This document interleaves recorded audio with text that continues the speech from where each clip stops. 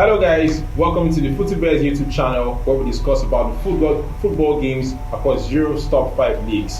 Right, just before we get right into it, remember what we always say anytime we begin the videos, we have a little request for you guys. Please take out the next 3 seconds to click on the subscribe button, like the video and turn on notifications because we'll be releasing videos on the regular to discuss about the upcoming football games across Europe, whether it's the Champions League, the Europa League, or just normal weekend league games across Europe's top 5 leagues. Right now, just before we start to treat games that are going to be played across Europe this weekend, let's talk about the previous video that we made and the predictions that we called.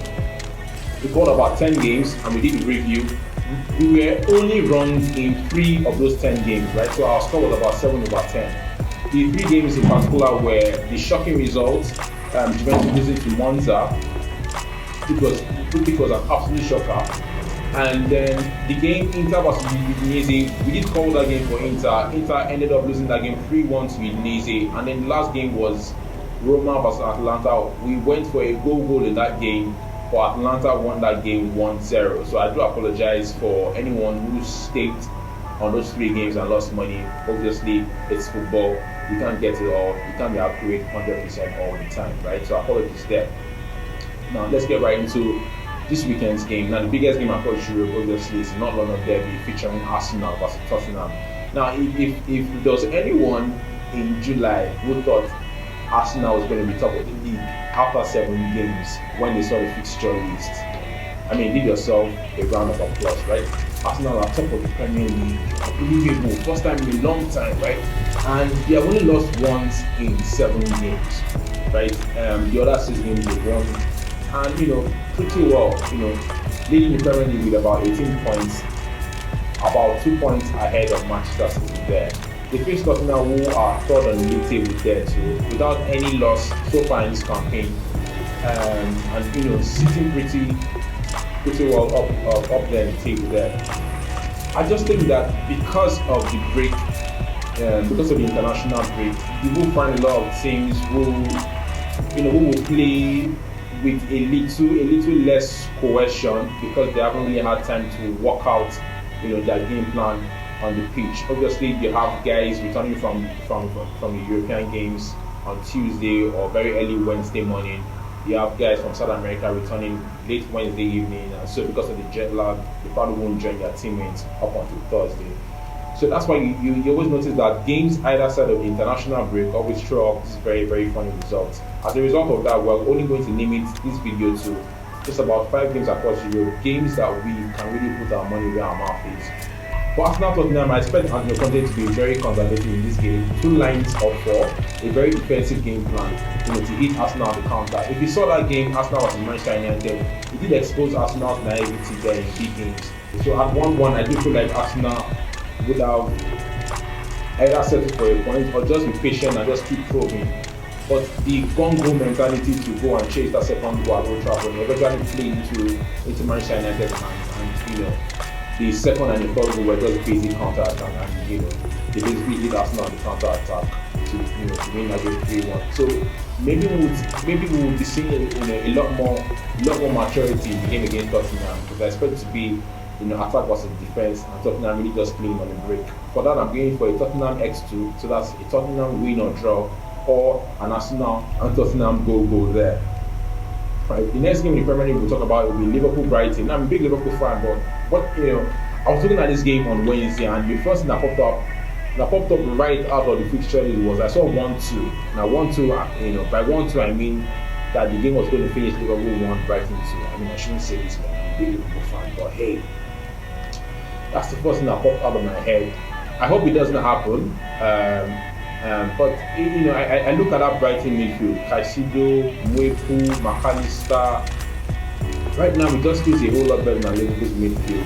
That midfield to me will be a problem. I remember in the game at Anfield last season where they drew the game 2-2. We were up in that game 2-0, and Brighton clawed back the deficit to make a point at Anfield that day, and it was because we had the lack of control in midfield in that game. So I do fear a repeat of the same malaise in tomorrow's game. Hopefully it doesn't happen, but hey, if it does, it's football. So you can go for a goal in that game, or for those who really want to put their money where their mouth is, you can go for a Brighton win 2-1 there. So those are the two games to be considering in the Premier League. I don't want to touch the game, the Manchester derby there. I feel like United would get a point in that game, but I don't want to stick, I don't want to stick my head for any outcome in that particular result. In that particular fixture, right? The next thing we'll talk about is Celtic Motherwell in the Scottish Premier League. Celtic are on a roll, and I don't think we need to say too much here. I do expect that Celtic will go on to be Motherwell there. Next game we'll touch about will be PSG versus Nice in the League One. Messi has finally joined the Centurion club of international players that score 100 or more goals for their country. So hey, bravo for him. Neymar is on a good run too. Mbappe scored 2 in the international break. So between that front three, you expect them to be able to conjure up enough magic to see off Nice. I know that Nice will be very conservative, and very defensive in that game. But I just feel like PSG have enough quality to see that game through. That's PSG Nice. We talk about 2 games in La Liga there that we're looking at critically ahead of El Clasico next weekend. Will be Barcelona versus Mallorca and Real Madrid versus Osasuna. I think if you had watched that game, Real Madrid versus Atletico Madrid at the Wanda Metropolitano, I think you'd be convinced of Madrid's maturity to go on and finally there to such was their display on that day. They were so confident, they controlled that game throughout the 90 minutes. I expect them to do the same thing against Osasuna. Just go ahead and win that one. For Barcelona, they've lost Araujo to injury. He's going to miss the World Cup for Uruguay, and also Jules Koundé too. Both of these guys will be unavailable for a while.